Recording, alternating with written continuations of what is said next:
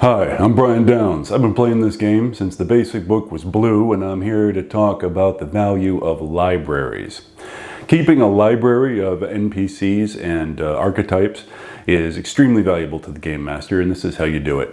First, start out by using the character creation rules to create a human ganger. Now, this ganger is going to be a template for a lot of things to come, so you don't want to make anything stand out too much on this character.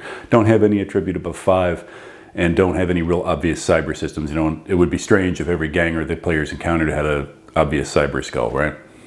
So, keep careful notes of how you spend your adjustment points and how you spend your customization karma, because again, this is a template. You're going to save that template. Now you've got a human ganger that can be used as a human ganger in any encounter. You can obviously use clones of them, which is to say, use the same stat block for 4 or 5 members of a gang. Now, you take that template with a few tweaks. It'll only take a few minutes to accomplish. You now have a human security guard or a human police officer.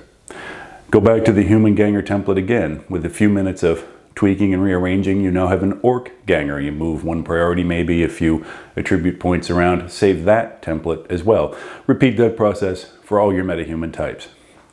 In 2 hours of work, maybe, you're going to have orc, troll, elf, dwarf, human ganger. No problem. Save those as templates. They can be used at any time, and they can be used as PCs. Remember, you use the PC creation rules for them. So if you ever need a player character in a pinch or in a hurry, you can use one of them. Then, of course, if you need a gang leader, simply take the template you've created. You want a dwarf gang leader, take the dwarf template, throw in a few points, raise their influence skill a bit, an extra cyber system or 2, save that as an NPC. But remember, keep the original dwarf template in its own file. Now you just repeat this process. You might need to create a shaman for an adventure you're creating an NPC. Use the character creation rules to create that character. Then you'll have that shaman ready. If you want him to be more powerful than straight out of character creation, use the character creation rules to create the character. Save that template. Now you've got a ready to go shaman that can be used as a PC or an NPC at any time. You want your particular NPC to be more powerful than that, you just copy and paste the template, throw in a few more skill points, a few more spells, there's your NPC.